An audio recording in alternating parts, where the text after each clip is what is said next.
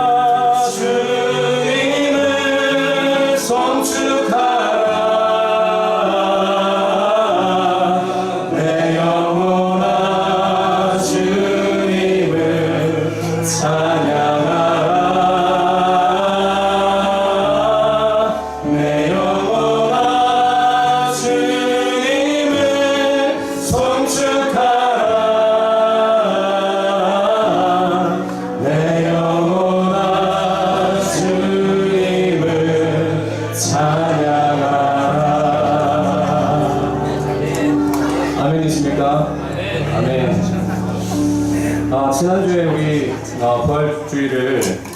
부활주의를 거쳐서 봤는데 부활주의를 참 많은 고백들을 했잖아요. 하나님 앞에 하나님 당신 때문에 내가 이 자리에 서 있을 수 있고 당신 때문에 내가 구원받을 수 있습니다. 하나님 감사합니다. 이런 고백들을 했는데 근데 이제 약간 그런 생각이 났어요. 제가 어렸을 때 수련회 갔었는데 정말 은혜를 많이 받고 하나님 앞에 뜨겁게 기도하고 울며 불며 기도하고 수련회 갔다가 오면 내 삶은 그대로 뭔가 내 삶에서 큰 변화가 일어날 줄 알았는데 변화는 일어나지 않고 나의 상황은 그대로고 나의 모습도 그대로였을 때 오는 어떤 자괴감 같은 거 그런 게 있었는데 역시나 부활절 가운데 하나님 앞에 많은 고백들을 드리고 하나님 감사합니다. 또 하나님 십자가에 달리신 것 때문에 우리의 죄 때문에 하나님 고통을 당하셨는데 죄송합니다. 고백을 수많이 드렸지만 여전히 변하지 않는 나의 삶들을 보면서 역시 내 삶은 계속되고 있구나 이런 생각을 했습니다. 이 찬양 같이 했으면 좋겠습니다. 나의 마음 받으소서. 그럼에도 불구하고 하나님 우리를 사랑하시기 때문에 우리가 계속 고백하는 수밖에 없구나 이런 생각을 했습니다. 계속 하나님 높여드립니다.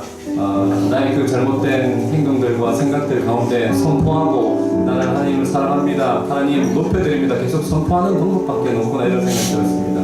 오늘 이 시간 우리 계속해서 하나님 높여드리고 하나님 내 마음에 찾아오시라고 기도하는 시간이 되었으면 좋겠습니다. 찬양 같이 하겠습니다.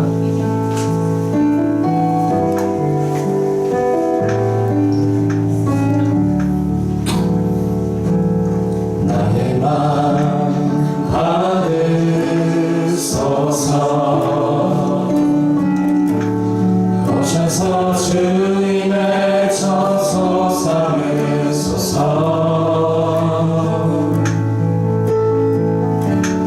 나의 전부이신 주여 내 마음을 받아주소서. 나의 마음 받으소서. 나의 마음 받으소서.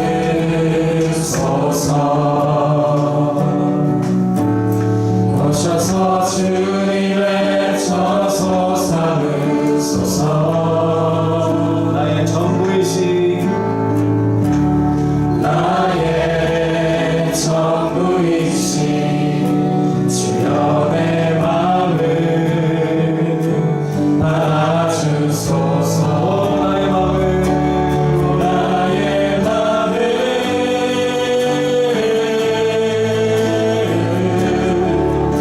주님께 열었으니 주여 내게 오셔서 내 맘에 거하여 주옵소서. 주가 기뻐하는 나의 맘을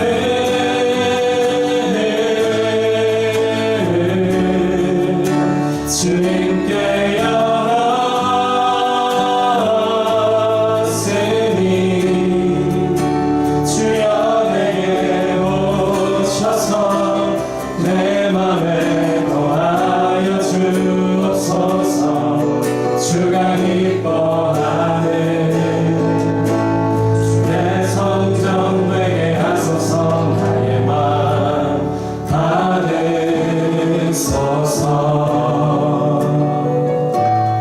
오셔서 주님의 처소 삼으소서.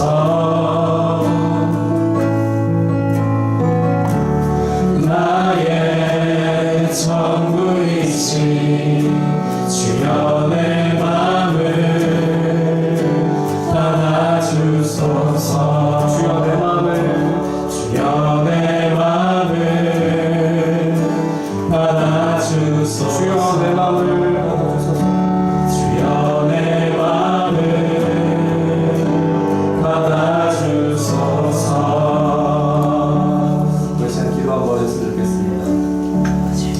이렇게 찬양을 드렸는데요. 우리에게 진정한 고백이 되었으면 좋겠습니다. 하나님 내 마음을 받아주세요. 이 시간 드리겠으면 좋겠습니다. 다 같이 기도하겠습니다.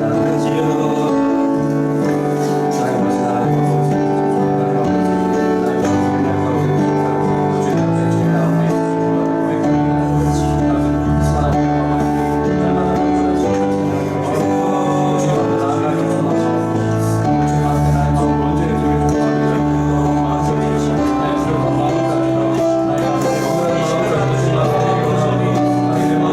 하나님이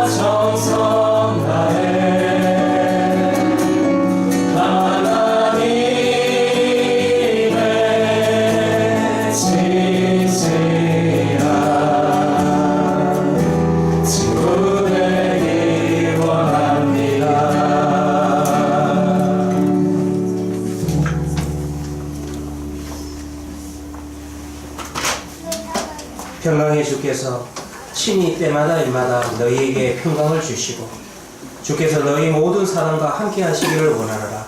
우리 주 예수 그리스도의 은혜가 너희 무리에게 있을지어다. 아멘. 우리 다 같이 이 자리에서 일어나셔서 왕이신 나의 하나님을 고백하며 찬양하도록 하겠습니다.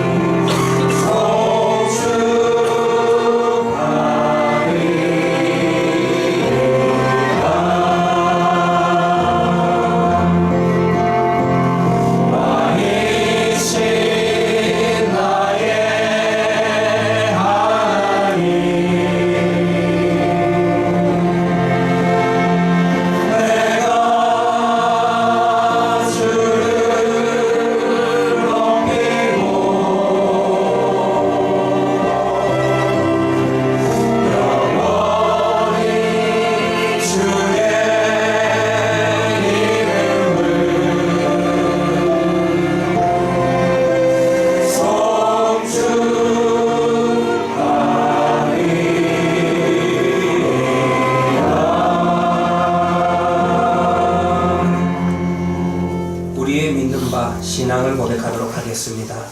전능하사 천지를 만드신 하나님 아버지를 내가 믿사오며 그 외아들 우리 주 예수 그리스도를 믿사오니 이는 성령으로 잉태하사 동정녀 마리아에게 나시고 본디오 빌라도에게 고난을 받으사 십자가에 못 박혀 죽으시고 장사한 지 사흘 만에 죽은 자 가운데서 다시 살아나시며 하늘에 오르사 전능하신 하나님 우편에 앉아 계시다가 저리로서 산자와 죽은 자를 심판하러 오시리라.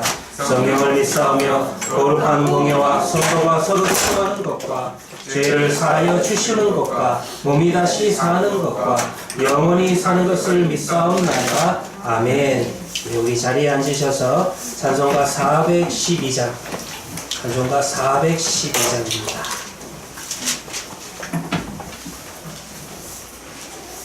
내 영혼이 극히 깊은 데서 찬송가 412장입니다.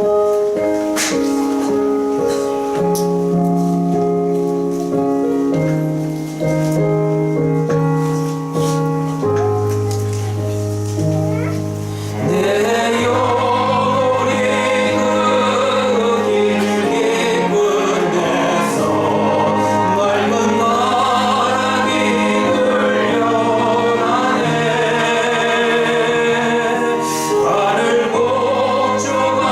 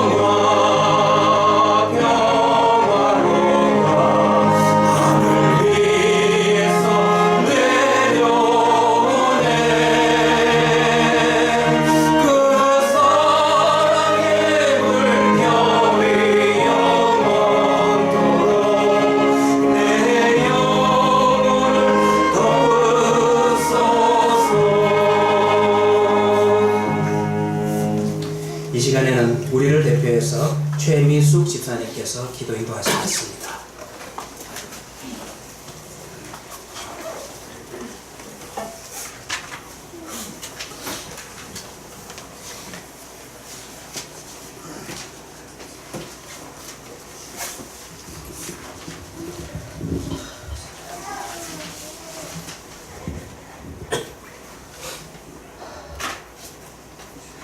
거룩하신 여호와 하나님, 이 세상 많고 많은 사람들 가운데 너는 내 것이다.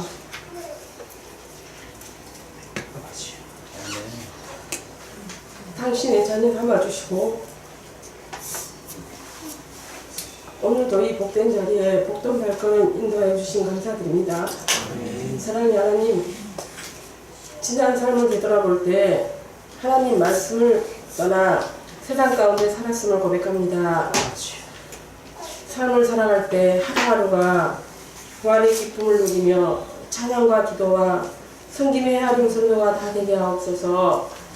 주님, 저희 재단이 건축을 계획하고 추진 중에 있습니다.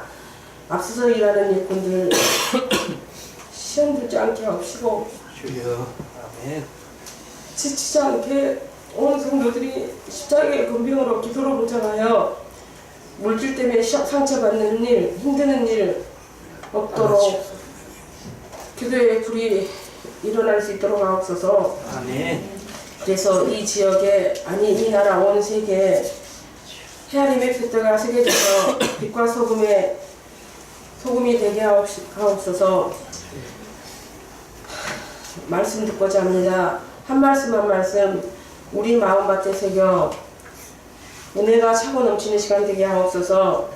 주님, 부활의 기쁨을 누리며 살아가는 저희를 하루하루가 헛되지 않고 나눔의 손길 따뜻한 마음으로 서로가 서로를 돌아보며 살기를 거룩하신 예수 그리스도 이름으로 기도 올립니다. 아멘.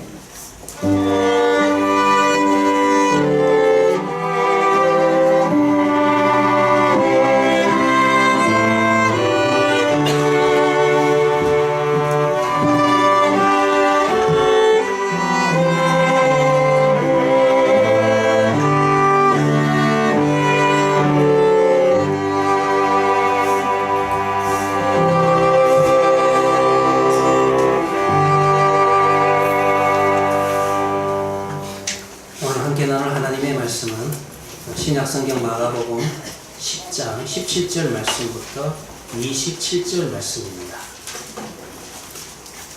제가 갖고 있는 성경으로 신약성경 71년이 되겠습니다. 신약성경 마가복음 10장 17절 말씀부터 27절 말씀까지 봉독해 드리도록 하겠습니다. 예수께서 길에 나가실새 한 사람이 달려와서 꿇어앉아 묻자오되 선한 선생님이여 내가 무엇을 하여야 영생을 얻으리까? 예수께서 이르시되 네가 어찌 나를 선하다 일컫느냐? 하나님 한 분 외에는 선한 이가 없느니라. 네가 계명을 하느니 살인하지 말라, 간음하지 말라, 도둑질하지 말라, 거짓 증거하지 말라, 소변 빼앗지 말라, 네 부모를 공경하라 하였느니라. 그가 여짜오되 선생님이여 이것은 내가 어렸을 때 다 지켰나이다. 예수께서 그를 보시고 사랑하사 이르시되 네가 아직도 한 가지 부족한 것이 있으니 가서 네게 있는 것을 다 팔아 가난한 자들에게 주라. 그리하면 하늘에서 보화가 네게 있으리라. 그리고 와서 나를 따르라 하시니 그 사람은 재물이 많은 거로 이 말씀으로 인하여 슬픈 기색을 띠고 근심하여 가니라. 예수께서 둘러보시고 제자들에게 이르시되 재물이 있는 자는 하나님의 나라에 들어가기가 심히 어렵도다 하시니 제자들이 그 말씀에 놀라는지라. 예수께서 다시 대답하여 이르시되 얘들아 하나님의 나라에 들어가기가 얼마나 어려운지 나다가 바늘기로 들어가 나가는 것이 부자가 하나님의 나라에 들어가는 것보다 쉬우니라 하시니 제자들이 매우 놀라 서로 말하되 그런즉 누가 구원을 얻을 수 있는가 하니 예수께서 그들을 보시며 이르시되 사람으로는 할 수 없으되 하나님으로는 그렇지 아니하니 하나님으로서는 다 하실 수 있느니라. 아멘. 예. 이 시간에는 김미정님, 송기인님, 심승민님, 정성준님, 허용문님 우리 5분이 혼성으로 하나님 앞에 찬양을 돌리도록 하겠습니다.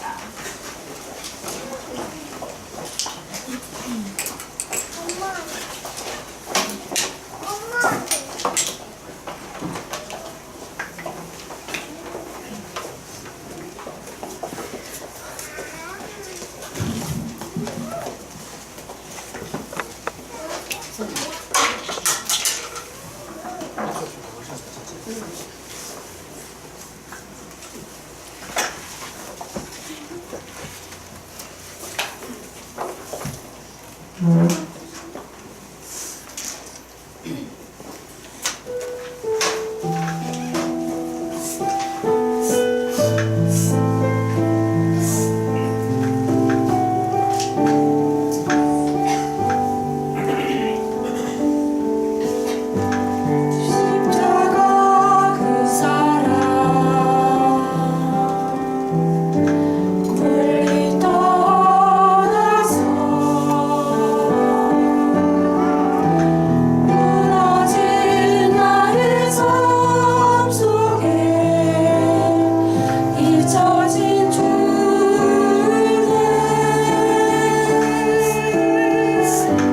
돌 같은 내 마음 엉망지사 다시 일으켜 세우신 주를 사랑합니다. 지나간 일들을 지나가니 기억하지 않고 기억하지 않고 이전에 행한 모든 모든 일 생각지 않으리. 사막의 강물과 사막의 강물 길을 내시는 주 길을 내시는 주 내 안에 제일 하실 주만 바라보리라. 주 나를 보호하시고 날 붙드시리. 나는 보배롭고 존귀한 주님의 자녀라. 주 나를 보호하시고 날 붙드시리. 너는 보배롭고 존귀한 주의 자녀라. 아멘.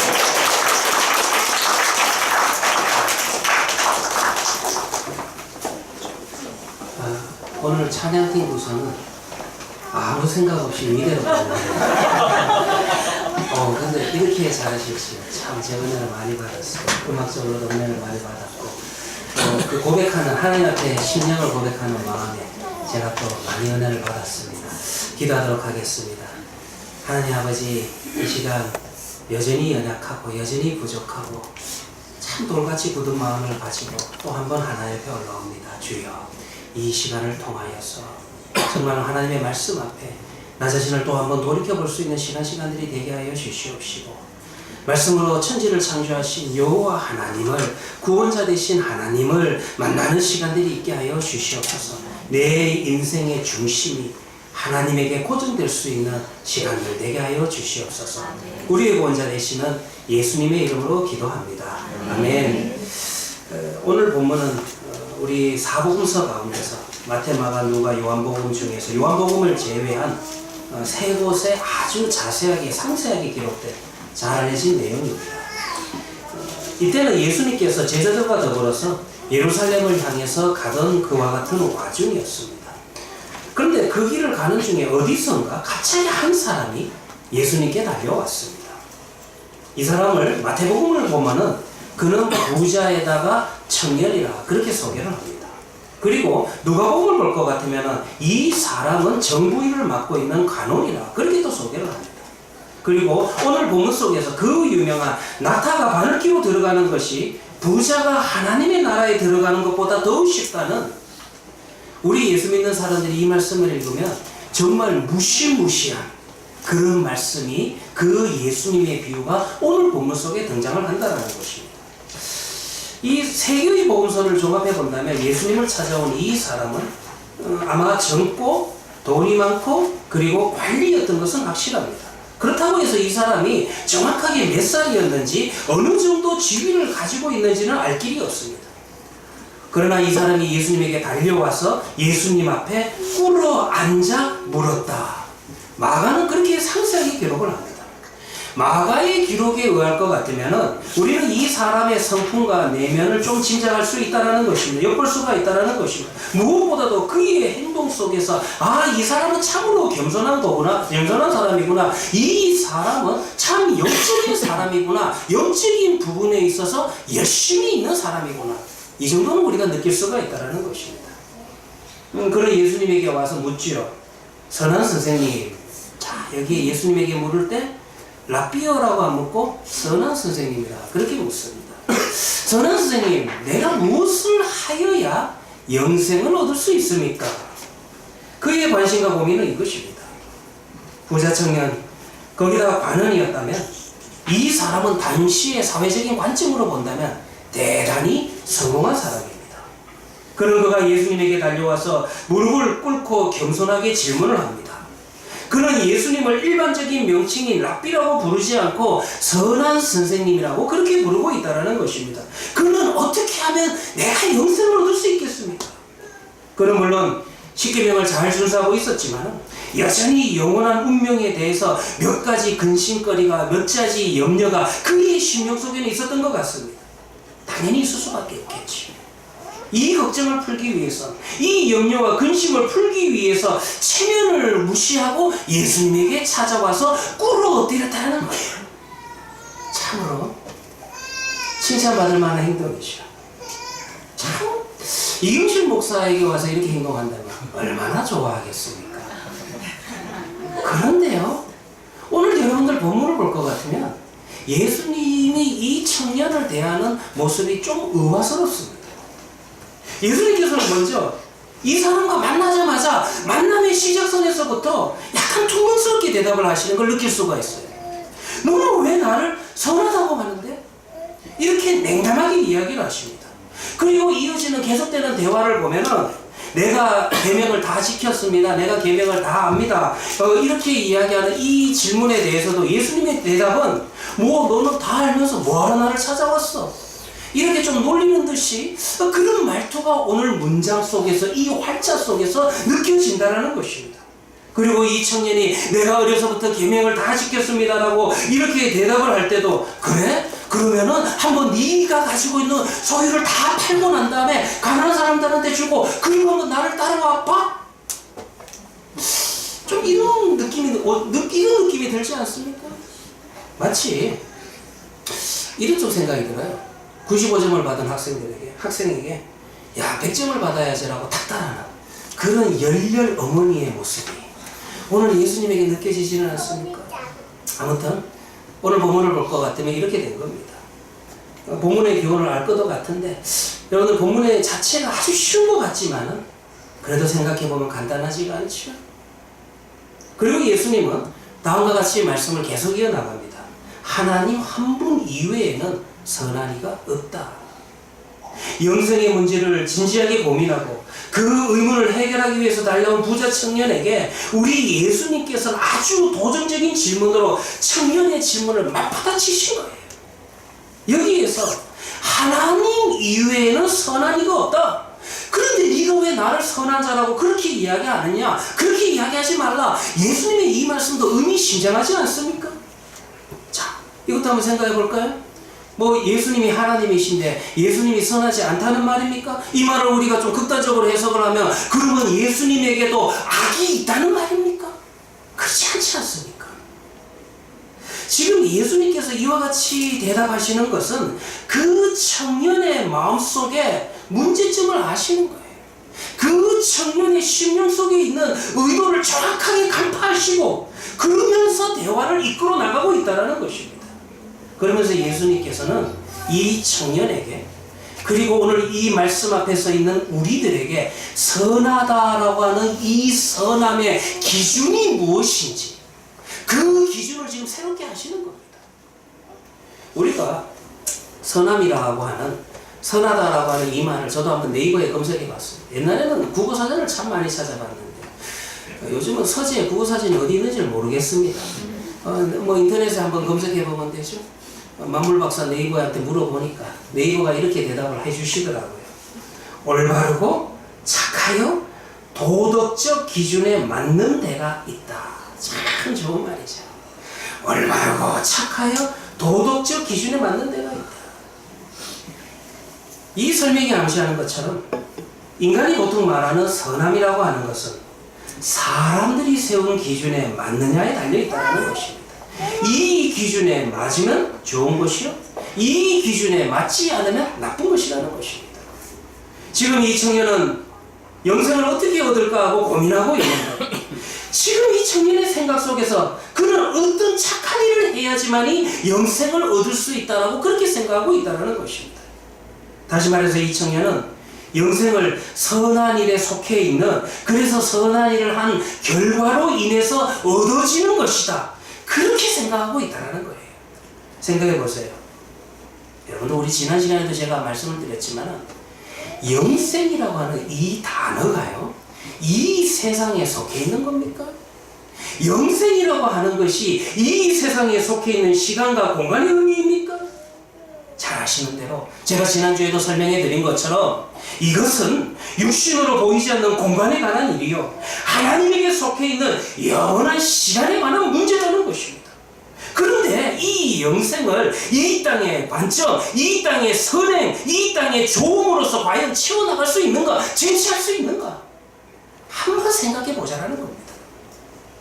있다면은, 정말로 있다면 우리가 어떤 선한 일을 해야 됩니까?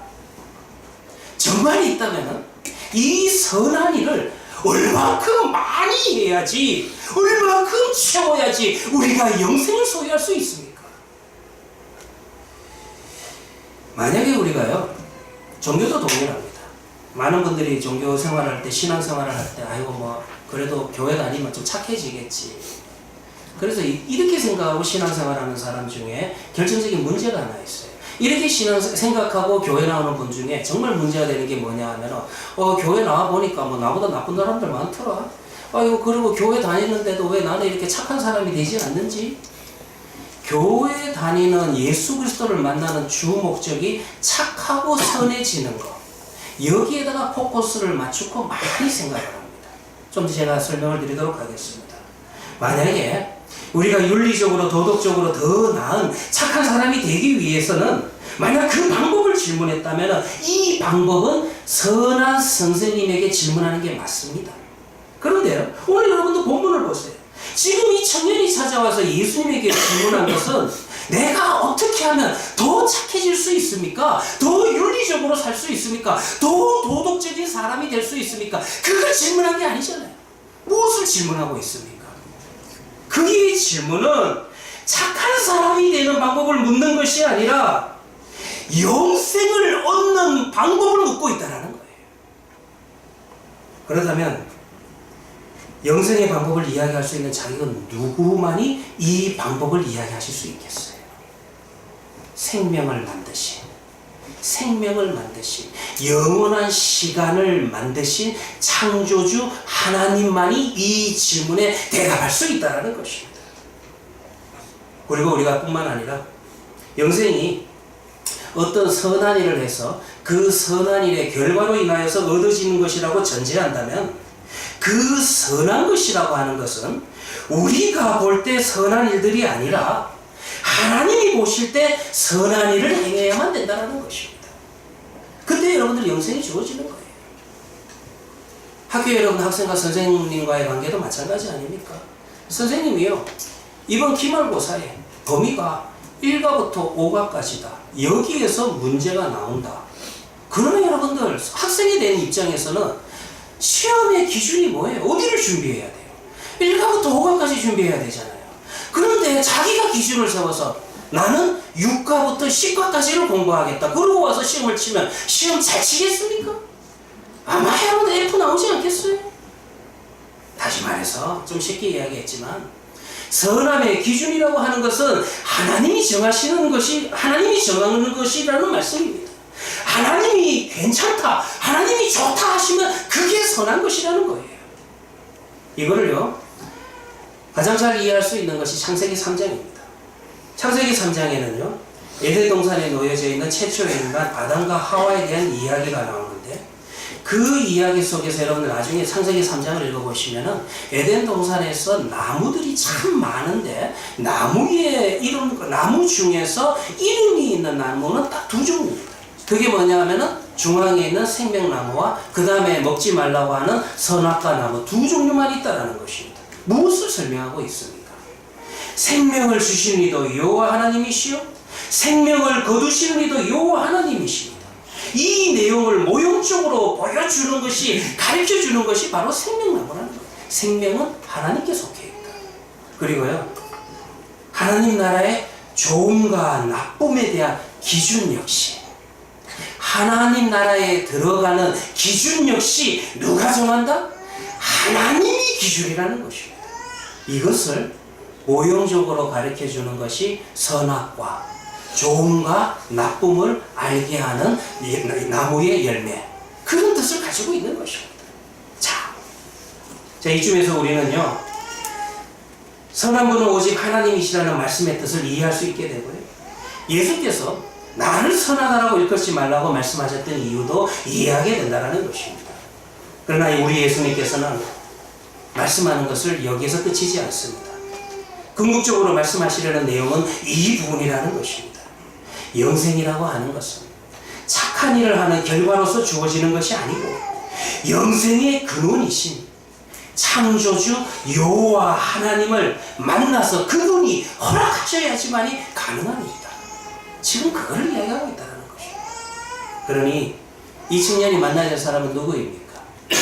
이 청년이 만나야 될 사람은 선한 선생님을 만나야 되는 것이 아니라 영생의 주권자가 되시는 구원자가 되시는 예수 그리스도를 만나야 된다는 것입니다. 자, 그런데요 오늘 성경을 보면 여기에서 이야기가 끝나는 것이 아니라 좀 더 이야기를 하고 있습니다.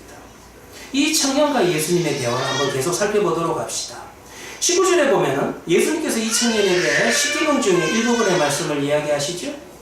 네가 계명을 아니니 살인하지 말라, 간음하지 말라, 도둑질하지 말라, 거짓 증언하지 말라, 속여 빼앗지 말라, 내 부모를 공경하라 하였느니라. 예수님께서 거론하신 이 내용은 청년도 잘 알고 있고 그래도 신앙생활을 하고 있는 기독교인이라면 지금 예수님이 어느 부분을 말씀하고 있는지 알게 될 겁니다. 이것은 출애굽기 20장에 나오는 십계명 내용 중에서 일부분을 말씀하고 있다는 것입니다. 즉 십계명 가운데서 5번째 계명부터 10번째 계명까지 우리 주님께서 말씀을 하십니다. 그러니까 예수님께서도 이 말씀을 하시면서 그 청년에게 너도 이 내용을 알고 있지만이라고 그렇게 전제하고 있는 것입니다. 그런데요 요건 약간 제가 주경을 좀 해드릴게요. 설명을 해드릴게요. 왜 우리 예수님께서 십계명을 지금 언급하시면서 십계명의 계명 가운데서 5번째부터 10번째까지만을 말씀하실까? 그리고 순서도 뒤바뀌어 있어요. 순서가 어떻게 뒤바뀌어 있냐면은 6번째부터 말씀하시고 5번째 계명을 제일 마지막에 이야기하는 것을 알 수 있습니다. 자, 왜 예수님이 이렇게 이야기하셨을까? 왜 이렇게 짐작 가능하죠? 예수님께서 이 순간에 십계명의 내용이 다 기억이 안 나가지고 그래가 기억나는 것만 말씀하셨다. 예수님께서 이 순간에 십계명의 순서가 헷갈려가지고 엉뚱하게 지금 이렇게 말씀하고 계신다. 이런 거는 아니겠지요. 이게 여러분들 유대인들이 흔히 쓰는 방식입니다. 유대인의 교육학적인 방식인데요. 이게 여러분들 호세아서도 그렇습니다. 호세아서 4장 2절을 보면 호세아 선지자가 이스라엘 백성들에게 오직 저주와 속임과 살인과 도둑질과 간음꾼이여 포악하여 피를 뒤이음이라. 이 호세아 선지자는 이스라엘 백성들에게 심판 메시지를 전하면서 십계명의 내용 중에서 핵심적인 내용을 단어로 변환을 시켜가지고 지금 이스라엘 백성들에게 전하고 있습니다. 이 내용도 보시면은 십계명이 전체가 포함되어 있지 않고 역시 순서가 뒤바뀌어 있는 것을 알 수 있어요. 그래서 어떤 분들은 설교하시면서 이런 이야기를 합니다. 아, 이때 당시에 이스라엘 백성들이 이 죄의 순서대로 심각했다. 여러분들 십계명은요 단일체입니다. 우리가 10가지 말씀이라고 하는 거지, 여기서 하나를 어겼을 때 10분의 9를 지켰다는 말씀이 아니라 하나님의 말씀을 전부 어겼다라는 그런 의미를 가지게 됩니다. 그런데 왜 이와 같은 이야기를 하시는 걸까? 호세아도 마찬가지고 오늘 예수님도 마찬가지고, 이게 유대인들의 교육적인 방식인데 일부러 몇 가지를 빼뜨려서 이야기를 합니다. 그리고 일부러 순서도 바꾸어서 언급을 합니다. 그러면 이것을 듣는 자는 이런 생각을 하게 되죠. 아, 어느 계명이 빠져있지? 그리고 원래 순서가 뭐지? 생각하면서 듣게 하는 그와 같은 방식이라는 것입니다. 아무튼요, 이제 본문으로 좀 다시 돌아가서, 그런데 이 청년은 예수님의 말씀에 대해서 이렇게 대답을 합니다. 이것은 내가 어려서부터 다 지켰습니다. 그랬을 거예요. 아마 이 청년에게 있어서 이 예수님의 질문은 아주 쉬웠을 것입니다. 아마 그는 유대인으로서 율법 교육을 잘 받았을 것입니다. 이런 정도의 계명과 이 계명을 준수하는 것은 어릴 때부터 알고 실천했을 것입니다. 아마 유대교에 의하면 6살 때부터 율법을 배우기 시작했고 율법대로 계명되고 살았을 것입니다. 더욱이 오늘 이 사람은 어떤 사람이라고 말씀드렸습니까? 이 사람은 영생을 고민하는 사람이라 그렇게 말씀을 드렸습니다. 소위 종교적인 열심이 있었고 그리고 신앙 문제로 고민하는 사람이었다라는 거예요. 요즘 말로 이야기하면 이 사람은 영성이 풍부한 사람이었다라는 것입니다. 그러니 계명을 잘 알았겠죠. 잘 지켰겠죠.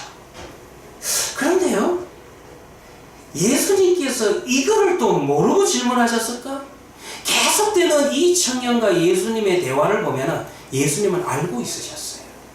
그런데도 일부러 이렇게 질문을 하십니다. 21절에 보면 예수께서 그를 보시고 사랑하사 이르시되 네가 아직도 한 가지 부족한 것이 있으니 가서 그 네게 있는 모든 것을 다 팔아 가난한 자들에게 주라. 그리하면 하늘에서 보화가 네게 있으리라. 그리고 와서 나를 따르라 하시니. 갑자기 여러분들 예수님의 이 말씀을 들으니 답답해지기 시작하죠. 집안채 있는 분들 답답해지기 시작을 하죠. 자, 보십시오. 지금 이 21절에서 예수님이 영생의 조건을 이야기하세요.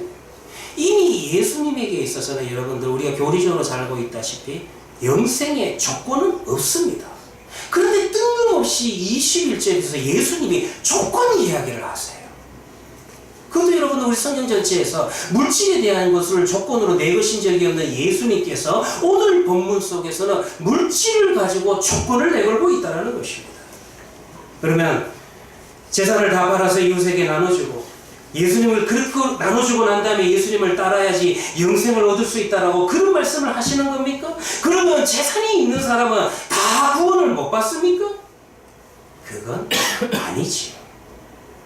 아니면 예수님께서 이 청년에게 감당하지 못할 수준을 요구함으로써 그를 좌절시키려는 그런 목적을 갖고 계십니까? 아니에요, 그것도. 여러분 오늘 본문을 볼 것 같으면 예수님께서 이 청년을 사랑하셨다고 그랬어요. 그래서 어려서부터 하나님을 사랑하고 하나님의 계명을 준수하려는 이 청년, 영생을 얻는 방법을 고민하고 있는 이 청년을 기뻐하셨고 사랑하셨다. 그래서 이 청년에게 영생에 이르는 바른 길을 가르쳐 주시기를 원하고 지금 이야기하고 있다는 거예요. 그러면 예수님이 청년에게 알려주신 영생을 얻는 법은 무엇입니까?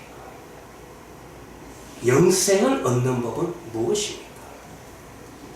일단 22절을 먼저 볼까요? 그 사람은 재물이 많은 거로 이 말씀으로 인하여 슬픈 기색을 띠고 근심하여 가니라. 근심하여 가니라. 이렇게 한번 설교해 볼까요? 그에게는 재물이 아주 많았고 하나님을 사랑하긴 했지만은 자신이 가진 그 재물을 모두 팔아서 가난한 사람에게 나눌 수가 없었으며 모든 것을 버리고 주님의 뒤를 따를 수는 없었습니다. 이것이 바로 그 청년에게 부족한 요소입니다. 이 청년은 예수님보다 재물을 더 사랑했습니다. 그러니 예수님께서 재물이 있으면 하나님의 나라에 들기가 심히 어렵다라는 그런 이유를 들어 이 청년을 정죄하고 계십니다. 자, 뭔가 이상하죠. 제가 이 본문을 가지고 이렇게 설교한다면 맞는 것 같기도 한데 뭔가 이상하시죠. 계속 보면 성경을 보면은요, 예수님께서 이렇게 이야기하시니까 누가 더 놀라냐면, 사실 예수님은 청년도 청년이지만 항상 그 제자들을 가르치시는 게 목적입니다. 오늘 본문을 볼 것 같으면 이렇게 말씀하시니까 누구도 놀래냐 하면은 예수님을 따르고 있는 제자들도 놀라는 것입니다. 24절에 볼 것 같으면 놀랐다라고 이야기하는데, 이 말은 그들이 알아듣지 못했다 이런 뜻이에요. 그리고 26절에 보면 제자들 역시 예수님에게 뭐라고 질문을 해요? 그러면 누가 구원을 얻을 수 있습니까? 이런 식이면 누가 구원을 얻을 수 있습니까? 먼저 여러분들, 예수님이 말씀하신 유명한 비유부터 좀 생각해 봅시다. 그 비유가 이런 비유죠. 낙타가 바늘기로 나가는 것이 부자가 하나님의 나라에 들어가는 것보다 쉬우니라 하시니. 이 말씀이 어렵기도 어렵습니다. 불가능한 것처럼 보이지만 해석이 분분하기도 하지만 당시에 예루살렘을 들어가기 위해서는 성문을 지나야 됩니다. 근데 예루살렘 성문은요 아주 큽니다. 그래서 수백 명이 한꺼번에 오갈 수 있을 정도로 큰 문이 예루살렘 성에는 있었습니다. 그런데 이것이 저녁이 되면은 이 문을 닫아 걸어 잠그게 됩니다. 정해진 시간이 되면 그 문이 닫히게 된다는 것입니다. 그래도 사람은 다녀야 되니까. 그럼 어떻게 하냐 하면은 옆에 작은 문을 만든 거예요. 이 문이 어떻게 생겼냐면 바늘귀처럼 생겼다. 그렇게 해가지고 바늘귀문이라 그렇게 칭하게 되었다라는 것입니다. 그래서 이 저녁에 성문이 닫히게 되면은 옆에 있는 작은 문으로 들어가야 되는데, 이 문으로 들어가기 위해서는 문제가 하나 있는데, 낙타에 앉아 있는 채로 이 문은 통과할 수가 없는 거예요. 그러니 어떻게 해야 돼요? 낙타에서 내려야 됩니다. 그래서 낙타를 끌고 가야 됩니다. 그리고 낙타에 실었던 짐도 내려서 자신이 끌고 성 안으로 들어가야만 된다는 것입니다. 겨우 낙타만 통과할 수 있는 작은 문이었다는 겁니다. 이 부분에서 우리는 이 점을 분명히 하셔야 합니다. 그 청년이 부자라서 무조건 영생을 얻기 어려운 것은 아닙니다. 그 청년은 재물을 영생의 기준으로 생각하고, 그 의미는 재물이 하나님 나라의 기준이었다는 거예요. 그러니 무슨 염려가 있었냐 하면은, 내가 혹시라도 사업을 하는 가운데서 재물을 잃게 되면 어떡할까? 재물을 잃게 되면 영생도 잃는 것이 아닌가? 이 고민이 있었기 때문에 예수님을 찾아와서 영생을 어떻게 얻느냐? 이 말은 내가 어떻게 하면 지금 이 재물을 계속해서 이만큼 유지할 수 있습니까? 그 얘기를 지금 하고 있다는 겁니다. 그 기준에서 내려와야 돼요. 낙타에서 내려와야 되는 거죠. 그 청년은 자기가 가지고 있는 그 기준에서 내려야만 된다는 것입니다. 낙타에서 내려와야지만이 바늘귀문을 통과할 수 있다는 것입니다. 그러면 여러분들, 우리는 이 논리를 따르면 이렇게 이야기할 수 있습니다. 부자라고 해서 영생을 얻지 못하는 것이 아닙니다. 반대로, 그러면 가난하면 영생을 얻느냐? 웃기는 이야기입니다. 가난하다고 해서 무조건 영생을 얻을 수 있다는 것도 아니라는 것입니다. 영생의 조건이라고 우리가 말할 수 있다면, 영생의 조건은 그가 가난하든지 그가 부하든지 그것과는 상관없이 하나님 앞에서 하나님이 정하신 동일한 원칙만이 있다는 거예요. 가난해도 구원을 받을 수 있습니다. 그 이야기를 지금 극단적으로 하는 거예요. 그래서 이 물질을 영생의 기준으로 생각하는 이 청년에게, 그러면은 그 물질을 다 남들에게 한번 나눠줘봐.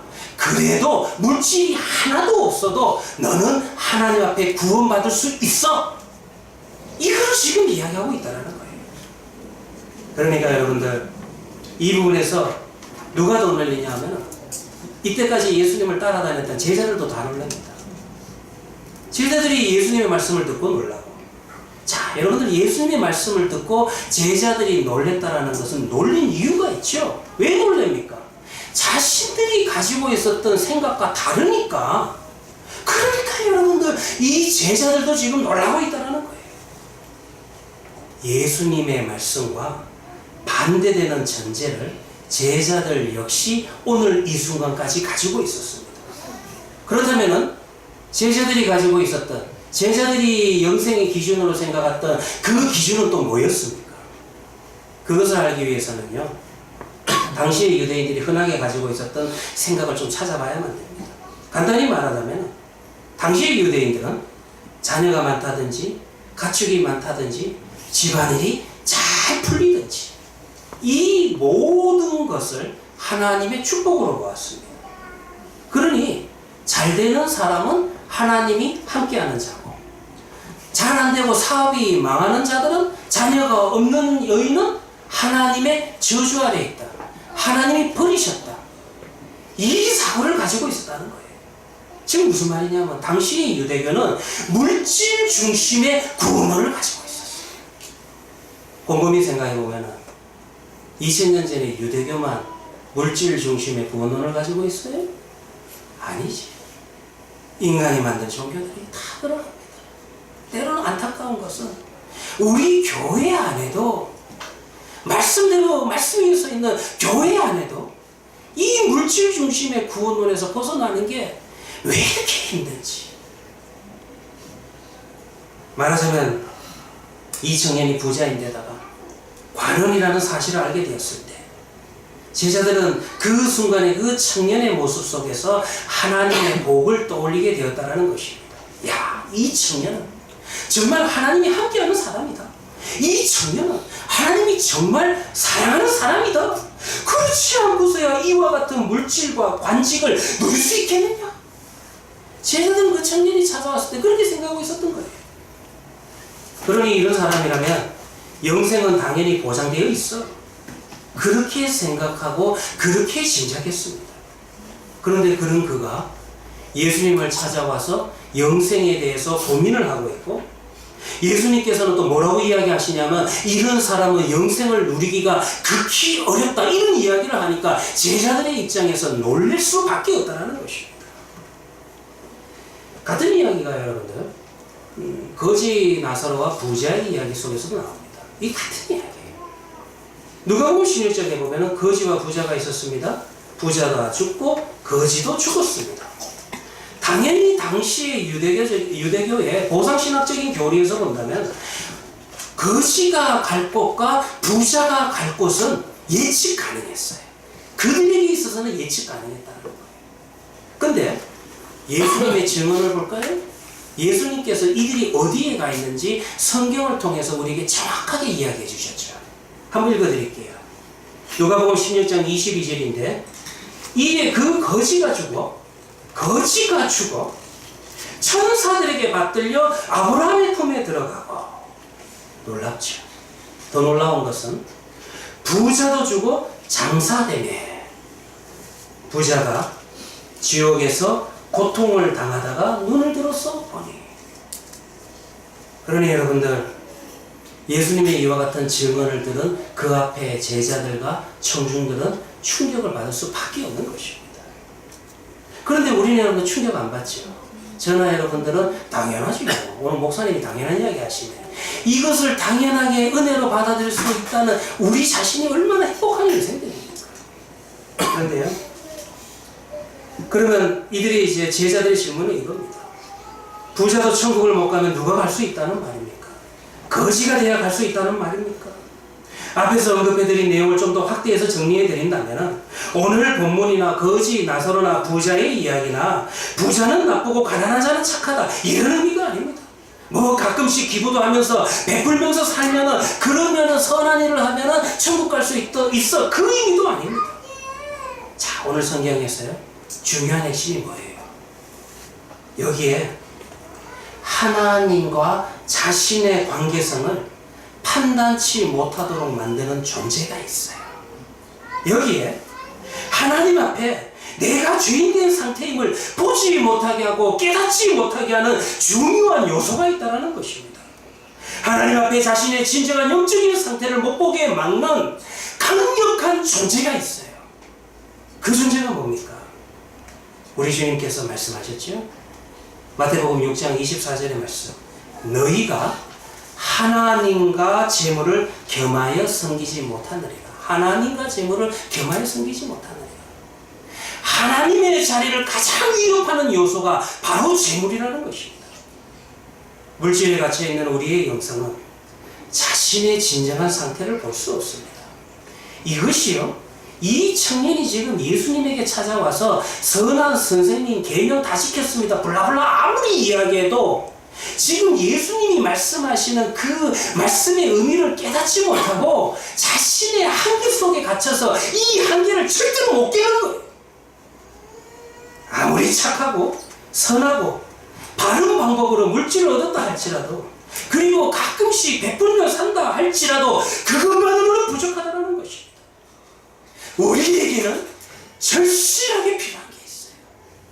절실하게 필요한 게 있어요. 보십시오. 여기에 어려서부터 유대교의 계명대로, 규칙대로 종교적으로 살면서 계명을 배우는 대로 준수하며 재물과 명예를 지니고 있는 성공한 청년이 지금 영생을 진지하게 고민하고 있습니다. 이런 사람이 영생을 얻지 못한다면 대체 누가 얻을 수 있다는 말입니까? 하나님만이 하실 수 있다. 하나님만이 하실 수 있다. 예수님의 대답이 바로 이거라는 겁니다. 이 말씀이 강조하는 것은 영생의 문제는 전적으로 하나님의 권한이라는 사실입니다. 영생은 하나님께 속한 것입니다. 영생은 하나님의 시간과 하나님의 공간에 속한 것입니다. 따라서 영생은 하나님의 은혜 선물이지, 율법을 준수하거나 심지어 하나님의 나라를 위하여 자기 것을 다 버리고 주를 따랐다 할지라도 그것만 갖고도 또 부족해요. 잘 들으셔야 돼요. 이상하죠? 오늘 본문에 여러분들 제가 읽지는 않았지만 28절에 베드로가 이런 고백을 해요. 보소서, 우리가 모든 것을 버리고 주님을 따랐습니다. 베드로는 정말로 그 베드로와 제자들은 그렇게 했어요. 그래서 여러분들 이 구절을 가지고 제자 훈련의 여러분들 모범적인 모습이라, 우리가 예수를 믿고 난 다음에 모든 것을 버리고 예수님을 따라야 된다, 그렇게 제자 훈련에서는 이야기를 합니다. 그런데 이것도 여러분들 제가 한번 시비를 걸어볼게요.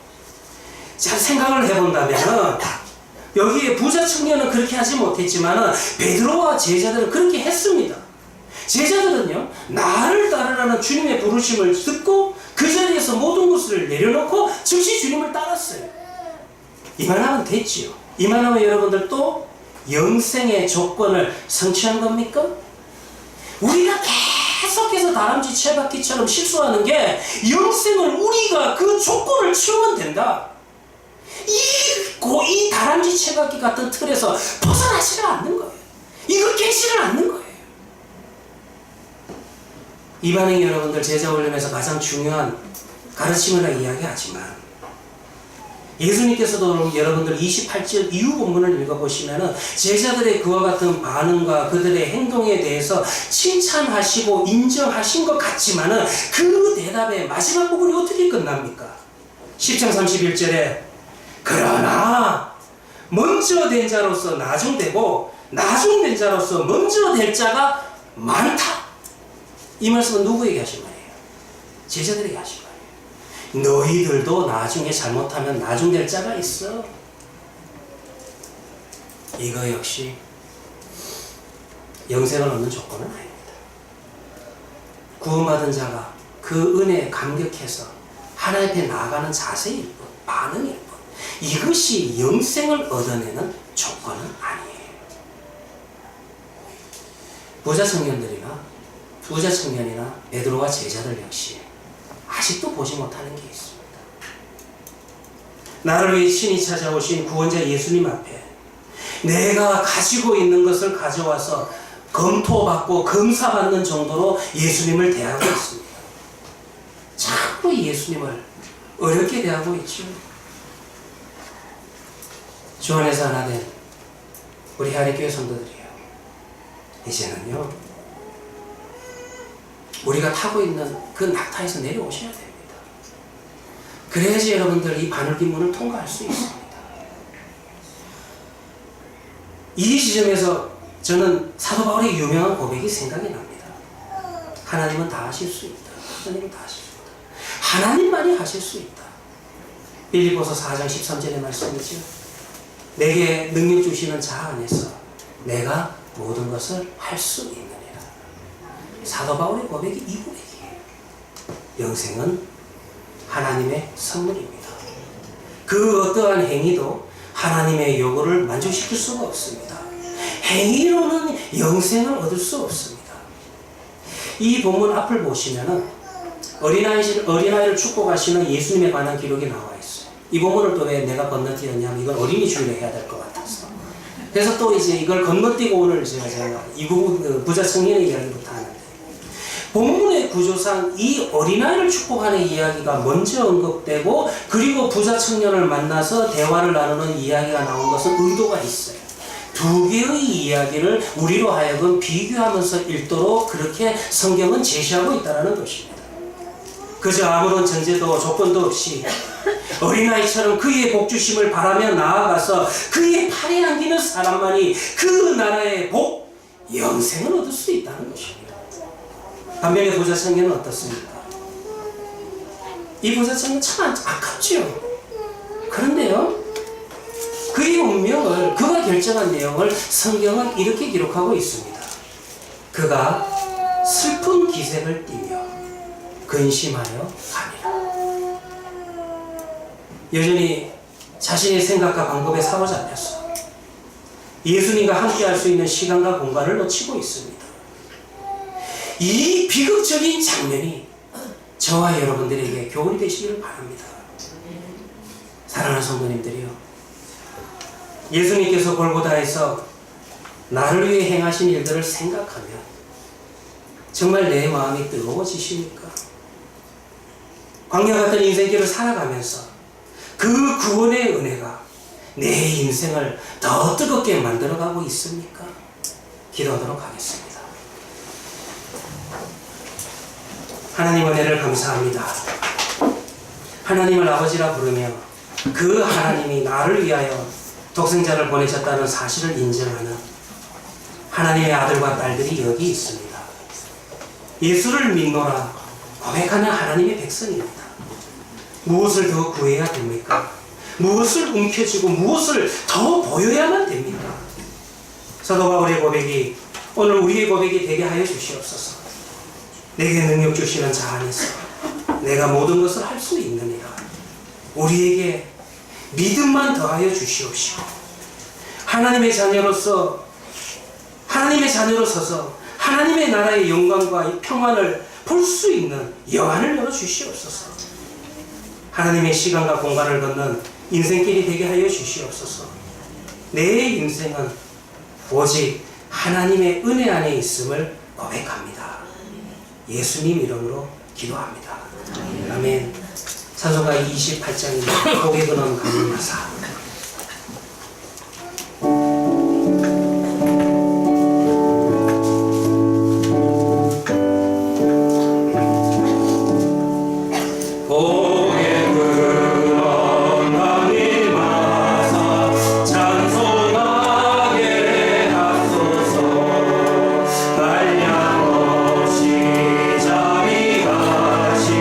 증명할 필요도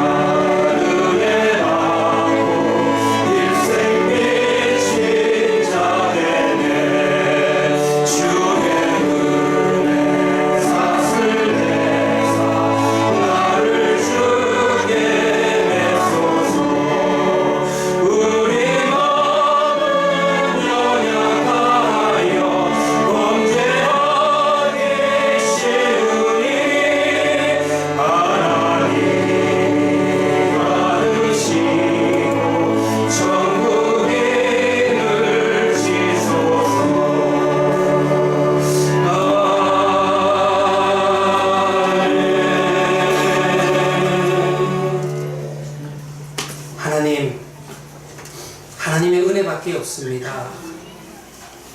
이렇게 고백하는 자가 이 자리에 모여서 우리 주님께서 주신 그 은혜를 찬양하며 그 은혜 앞에 감격하며 그 은혜를 붙들고 기도합니다. 주여, 우리의 인생이 만들어가는 것을 하나님의 은혜밖에 없음을 다시 한번 고백합니다. 하나님 아버지, 우리가 이 땅의 조건들이 하나님의 사랑을 받는 것이 아니라는 것이 오늘 드리는 이 헌금을 드리는 손길들에게 깨닫게 하여 주시옵시고, 무엇보다도 우리가 구해야 될 것은 오직 하나님의 은혜와 사랑밖에 없음을 날 구하며 나아가며, 그리고 그 사랑에 감사하며 나아가며 찬양하며 나아가는 우리 성도들 되게 하여 주시옵소서. 우리의 구원자 되시는 예수님의 이름으로 기도합니다. 아멘. 이 시간에는 성찬 예식을 시작하도록 하겠습니다. 성찬 예식은 예수 그리스도를 기념하며 그의 재림하시기까지 나의 대속하신 그 죽으심을 기억하게 하는 예식입니다. 그의 백성들에게 힘을 주시고 죄를 이기고 대적하게 합니다. 고난에서 강하게 견고하게 하시고 또 그리스도인으로서 주신 책임을 감당케 하게 하시고 우리의 심령 속에 편안함과 소망을 확증하게 하는 데 유익이 됩니다. 이 예식에 참여하실 수 있는 분은 다음과 같습니다. 두 가지 조건인데요. 예수님을 구원자로 믿고 고백하는 자입니다. 그리고 우리 교회에서 정한 대로 입교 또는 세례를 받은 자입니다. 그리고 이 분장과 분병이 돌아갈 때에 자녀들과 같이 마시면 안 됩니다. 유아 세례를 받았다 할지라도 입교를 하지 않으셨으면 참여하실 수가 없습니다. 그리고 오늘 이 자리에 나는 세례교인이 아니라 할지라도 이 예식에 함께 머물고 참여하면서 기도하고 찬양하시기를 바랍니다. 우리 찬송가 144장 1절과 2절 부르도록 하겠습니다. 찬송가 144장 1절과 2절입니다.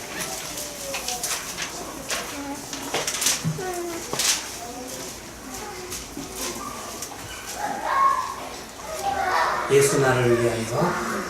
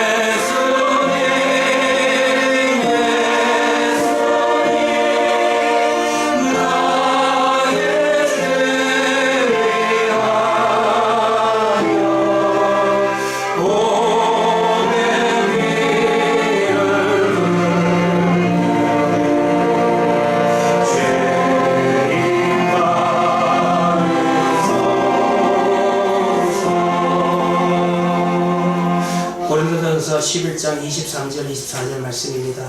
내가 너희에게 전한 것은 주께 받은 것이니 곧 주 예수께서 잡히시던 밤에 떡을 가지사 축사하시고 떼어 이르시되 이것은 너희를 위하는 내 몸이니 이것을 행하여 나를 기념하라 하시고. 예준호 집사님 앞에 나오시기 바랍니다.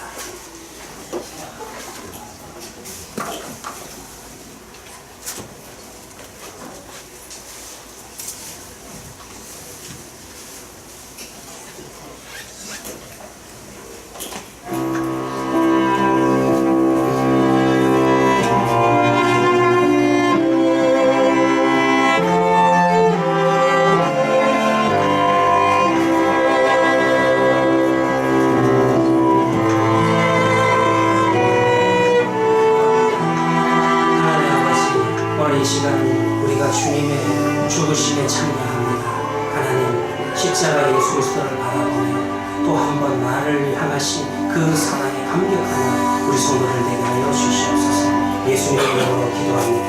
아멘.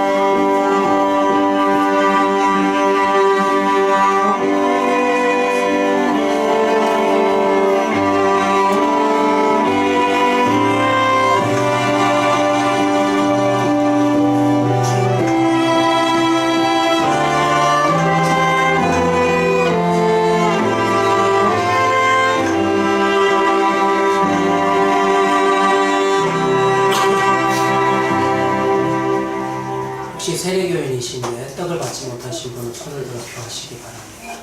우리 뒤에 뒷자리에 네 분.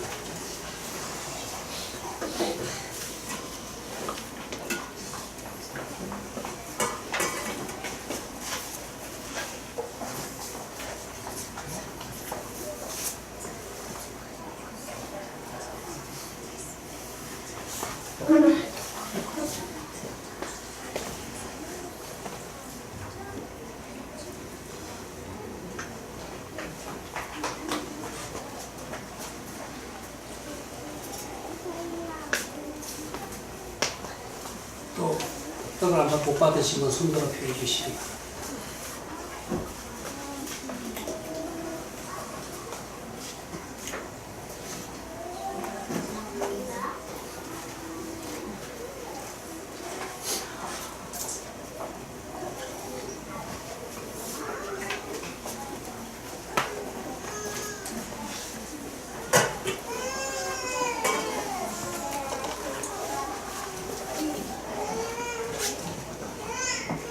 고린도전서 11장 25절 26절 말씀입니다.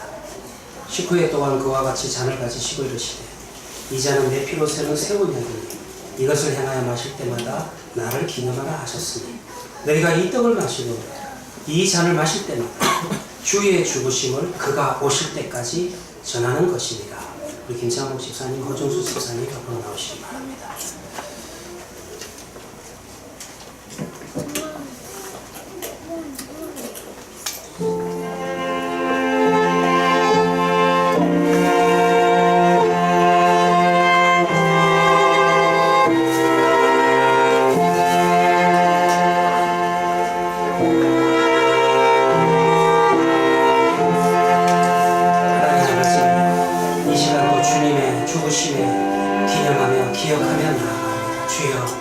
주님이 다시 오실 그날까지 주의 오심을, 주의 대속의 죽음을, 이 구원을 전하는 자들이 되게 하여 주시옵소서. 예수님의 이름으로 기도합니다.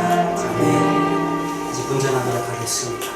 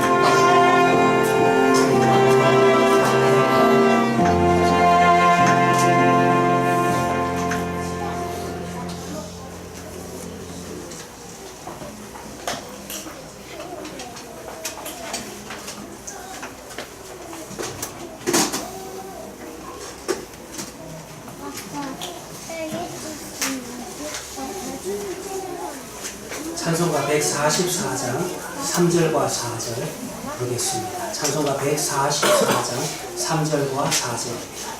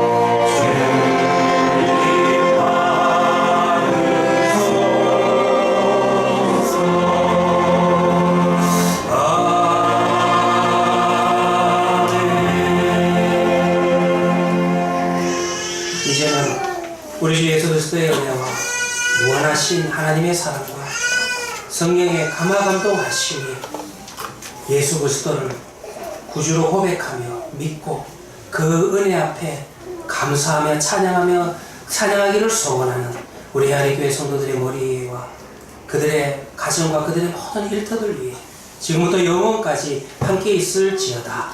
아멘.